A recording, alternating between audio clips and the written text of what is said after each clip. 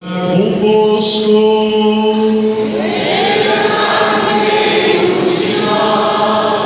proclamação do Evangelho de Jesus Cristo, segundo São Lucas. Tempo, Jesus contou aos discípulos uma parábola para mostrar-lhes a necessidade de rezar sempre e nunca desistir, dizendo: numa cidade havia um juiz que não temia a Deus e não respeitava homem algum. Na mesma cidade havia uma viúva que vinha à procura do juiz pedindo: faze-me justiça contra o meu adversário. Durante muito tempo o juiz se recusou. Por fim, ele pensou: eu não temo a Deus e não respeito homem algum, mas esta viúva já me está aborrecendo. Vou fazer-lhe justiça para que ela não venha a agredir-me. E o Senhor acrescentou: escutai o que diz este juiz injusto. Deus não fará justiça aos seus escolhidos, que dia e noite gritam por ele? Será que vai fazê-los esperar? Eu vos digo que Deus fará justiça bem depressa. Mas o Filho do Homem, quando vier, será que ainda vai encontrar fé sobre a terra? Palavra da salvação.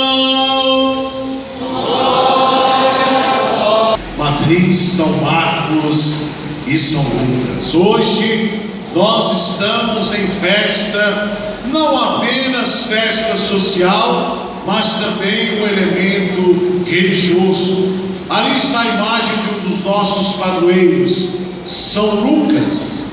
E hoje, nesta festividade que vai até terça-feira, 18 de outubro, é o dia religioso de São Lucas. Porém, a festa social estamos fazendo neste final de semana. Acrescentamos antes do dia 18, porque 18 cai durante a semana.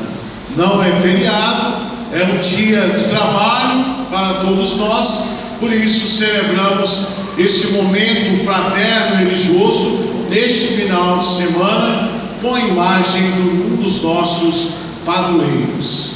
Alguns meses atrás estávamos aqui celebrando a festividade de quem? São Marcos, em abril, São Marcos, 25 de abril, São Marcos, e 18 de outubro, outro nosso padroeiro, São Lucas.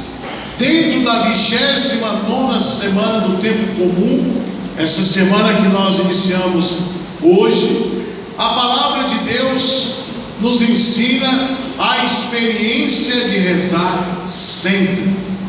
Novamente Jesus toca na oração, dizendo como é importante a vida cristã como a oração. A oração é o elemento fundamental para o nosso seguimento com Cristo. E aí ele vai contar duas histórias totalmente diferentes no Evangelho. Um juiz que não teme a Deus e nem o homem, e uma viúva que se preocupa para ter a experiência com Deus. Ou seja, duas realidades, dois estados civis completamente diferentes. Um tem um estudo, mas não tem Deus. Outra tem a simplicidade, a humildade, mas tem Deus, que é a viúva. A viúva procurava sempre fazer a experiência com Deus. O juiz não teme a Deus e não teme nenhum homem algum. Mas quando viu a viúva fazendo a queixa, a reclamação, eu preciso situação. Chegou um momento que ele não aguentou mais de tanta pressão dessa viúva, para mostrar que a pessoa que persevera em Deus consegue, e a pessoa que não persevera com Deus não vai conseguir os seus objetivos. Ele pensava que ia resolver as coisas do modo dele, mas ele não conseguiu. Mas a viúva conseguiu contornar a situação em que ela estava vivendo. Pressionou até o momento em que ele cedeu, e aconteceu o que ela queria, a sentença de justiça. Para mostrar isso como uma coisa humana, uma coisa social, trazendo para a vida religiosa, para a nossa caminhada, para mostrar que em todas as dimensões da nossa vida, a oração faz parte da nossa caminhada. O homem tem diversas dimensões a ser vivida na caminhada humana, mas nunca pode esquecer a dimensão religiosa. Ela tem que sempre estar conduzindo a nossa vida. Nós nunca vamos viver o lúdico, o trabalho, a ação acadêmica sem a dimensão religiosa. Não tem como dizer que vai viver tudo na vida, mas não vai lembrar de Deus. Não tem como. Alguém pode dizer isso, alguém pode estar vivendo isso lá fora, mas não é feliz. A felicidade do homem e da mulher está em Deus. Seja casado, seja religioso, seja um cristão, a felicidade está em Deus. E aí Jesus fala: olha, a oração comunitária, a oração particular fazem parte de uma experiência profunda e íntima do homem com Deus. Todos os domingos, todas as semanas, nós fazemos aqui o quê? Uma experiência comunitária de oração. Estar na Santa Missa é uma experiência de oração comunitária. Mas isso aqui não é tudo. Quando eu volto para casa, eu tenho que ter a dimensão da oração particular. Eu tenho que ter meu momento íntimo com Deus. Eu tenho que ler a Bíblia em particular. Eu tenho que ter uma devoção mariana em particular. Porque a oração comunitária é completada com a particular, e a particular com a comunitária, um completando o outro. Ninguém vive só, mas também ninguém vive só em comunidade, em sociedade. A gente precisa também dos momentos de recolhimento, dos momentos de afastamento para com Deus. Por isso que a gente chama retiro, acolhimento, deserto. E isso Jesus fazia muito bem. Ele pregava, curava e libertava, quando de repente Jesus sumia. Estava onde? Monte das Oliveiras ou no Monte Tabor, em oração. Levava 1, 2, 3 apóstolos: vem comigo, nós vamos rezar. E subia na montanha, o povo procurava, que o povo procura mesmo padre, frei, cadê? Sumiram. Então está naquele momento recolhido, porque é necessário estar uma intimidade com o Senhor. Não pode somente estar em público, como Jesus fez o milagre dos 5 pães e 2 peixes, a cura dos leprosos, dos cegos de nascença. Jesus fala: a oração particular, ela tem um fundamento muito importante na vida cristã. Nós não podemos viver só de dimensão comunitária. Ah não, eu só rezo quando eu vou na Santa Missa. E você está fraco. Precisa da dimensão comunitária e da dimensão particular. Em casa eu complemento o que eu aprendi, o que eu vivi dentro da Santa Missa. Não é só aqui: ah, eu fui na missa, agora eu não preciso mais rezar. Errado. Aí que eu tenho que, em casa, completar todos os dias com a oração particular. Desde amanhecer ao dormir, a gente termina o nosso dia com a oração particular. Essa oração particular é a que mais segura a perseverança do cristão na caminhada. Muitas vezes a gente pensa: não, eu estou na missa todos os domingos, mas se não tiver a vida particular de oração, é mais fácil cair. Porque a gente se decepciona, a gente está em pastoral, a gente está em movimento, dimensão comunitária, tudo isso. E a gente também tem problemas, a gente também tem pecado, a gente também cai. E o que vai nos levantar? As orações íntimas com Deus, uma adoração, uma reza do terço, uma leitura profunda de um santo, a leitura da palavra de Deus. Só a missa, só serviceiro, entre aspas, não é tudo. É preciso algo mais na vida da gente. Reunião é importante, é um lado social, fraterno, mas também não adianta só se reunir se não deixar de rezar. Só se reunir e não rezar, intimamente também isso fica muito fraco. Por isso, o tema principal da liturgia da palavra desse 29º domingo do tempo comum significa rezar sempre. Seria mais ou menos isso. O homem e a mulher nunca deixem de rezar, nem comunitariamente, ou seja, nunca deixe a missa no domingo e, se possível, na semana, e as suas orações particulares. Leia a vida de um santo, o seu santo de devoção. Padre, eu gosto de Nossa Senhora de Lourdes. Leia a vida dela. Frei, eu gosto da vida de Santo Antônio. Leia a vida de Santo Antônio. Isso é espiritualidade. Isso é vida de oração particular. Cada um tem uma devoção. Cada um se simpatiza. Frei, eu gosto muito do Salmo 70. Leia, meu filho. Leia, minha filha, todos os dias.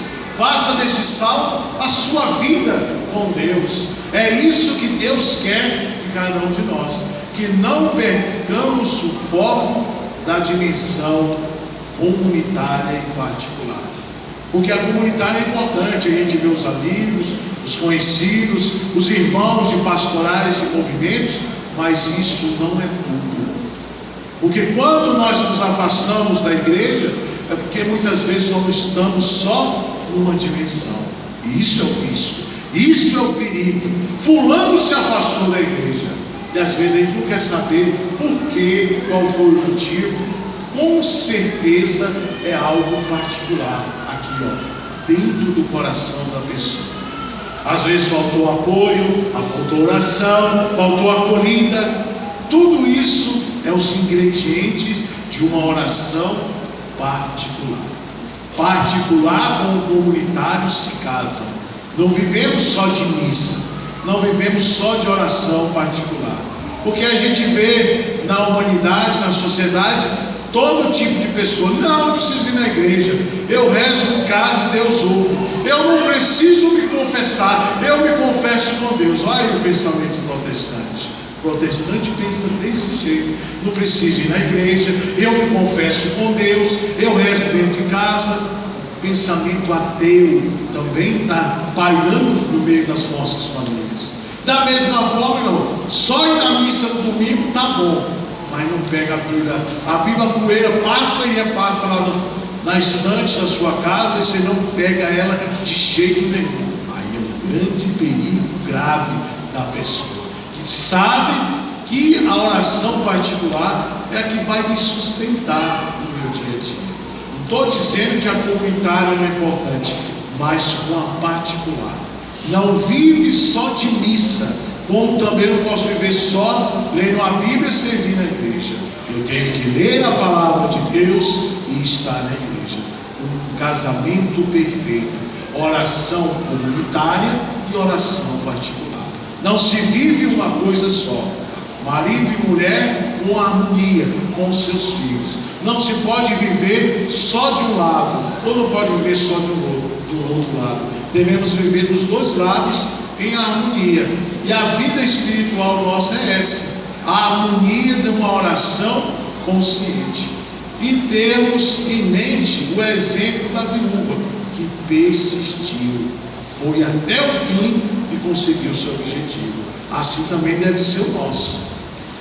Eu não abandono. Eu posso estar um momento difícil na minha vida, os meus filhos, estou passando um momento de crise existencial, mas eu não abandono a Deus. A gente tem que ser perseverante. Qualquer problema que acontece na vida, eu vou abandonar, eu não vou mais na igreja, eu tive esse problema, eu tive isso, aquilo, agora eu não vou mais. Cadê, povo de Deus, a nossa perseverança em Cristo Jesus? A viúva do Evangelho nos ensinou: quem persevera em Deus consegue os seus objetivos. E é isso que Deus quer nos dizer hoje para cada um de nós. Perseveremos firmes na fé e na oração em Cristo Jesus. E não existe modelo melhor para dar para nós hoje do que os dois evangelistas, homens do Evangelho, São Marcos e São Lucas, homens que viveram, insistiram, mesmo nas dificuldades do seu tempo, do seu contexto histórico, eles não abriam mão da vida com Deus. Não é à toa que eles são os grandes evangelistas da igreja. E nós temos essa graça de ter dois padroeiros durante o ano, um em abril e outro em outubro, para a nossa vida de espiritualidade com Deus. É a palavra de Deus acima de qualquer dimensão da nossa vida. Frei, eu preciso passear com a minha família. Sim, mas sem Deus, nada, esse passeio não é abençoado. Eu preciso trabalhar, mas com Deus. Tudo na vida, todas as dimensões, Deus tem que estar no meio. Ah, eu não preciso rezar, eu vou trabalhar de qualquer jeito. Fatalidade, o cara corre no trânsito.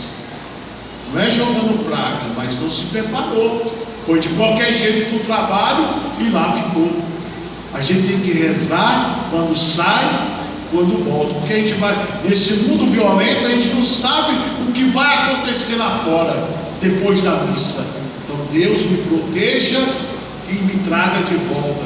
Quando você é caminhoneiro, quando você vai viajar, quando você vai trabalhar, fazer cirurgia, Senhor, que tudo que aconteça seja da tua vontade e não da minha. Aí as coisas acontecem como Deus quer. Ah, não precisa de oração, não precisa fazer isso, não. Vou de qualquer jeito. Levantou como um bicho bruto e vai trabalhar, vai fazer isso ou aquilo. Geralmente acontece uma coisa na vida da pessoa, porque ela não se preparou durante o dia. Quando eu me levanto, obrigado, Senhor, porque eu estou vivo. Quando eu vou terminar o dia, obrigado, porque eu cheguei vivo no final desse dia, com minha família, minha esposa, meus filhos. Eu, como padre, agradeço a Deus porque eu terminei o meu dia vivo. Celebrei minha missa, confessei o meu povo, fiz o que tinha que fazer. Poderia ser melhor, cada um de acordo com a sua realidade. Eu como religioso e você como pai ou mãe de família ou como filho tem a obrigação de fazer a gratidão a Deus. O que é a gratidão, filho? É dizer meu muito obrigado, Senhor, porque eu estou vivo. Fui trabalhar, voltei. Fiz a faculdade, voltei. E não aconteceu nada comigo no trânsito. Vocês olham o trânsito de Brasília, não é brincadeira. E tem todo motorista de qualquer jeito, nervoso, paciente demais, barbeiros também, que não é todo mundo que dirige bem, mas as coisas acontecem. Ufa, graças a Deus eu me livrei de um acidente. Não é assim que alguns comentam um com o outro? Rapaz, eu quase numa curva ali, eu ia perder a minha vida. Tem que agradecer a Deus, que Deus te livrou daquela maldade, daquela morte antecipada, que muitas vezes você não estava preparado para aquele momento, e aconteceu a fatalidade, né? Quantas vezes já encomendei corpo de pessoas que dizem, ele morreu uma fatalidade, chorando, a pessoa no desespero. Sim, mas pode ser que era a hora dele. Nós não sabemos a nossa hora. Deus sabe, mas nós não. E pode ser uma fatalidade. E isso é duro, né? Ninguém quer morrer de fatalidade. Ninguém. De um acidente. Todo mundo quer morrer de morte natural. Mas nem sempre isso acontece na vida das pessoas. Então vamos pedir a Deus que sempre esteja conosco. Senhor, não nos abandone. Aí entra o anjo da guarda, santo anjo do Senhor, O anjo da guarda sempre ao meu lado, nos protegendo, nos livrando de todo mal. Você dorme e ele fica ao seu lado. Você sabia disso? Todo mundo tem que saber que quando você dorme, o anjo da guarda está do teu lado, te vigiando, te protegendo contra as ciladas do demônio. Às vezes tem gente que não acredita, mas tem, meu irmão, minha irmã. O anjo da guarda do teu lado, te protegendo quando você está descansando. Por isso que os freis rezam o anjo da guarda, porque ele tem sempre que nos proteger contra as tentações do mundo e do inimigo. Por isso, vamos fazer a experiência da oração comunitária, rezando juntos. Creio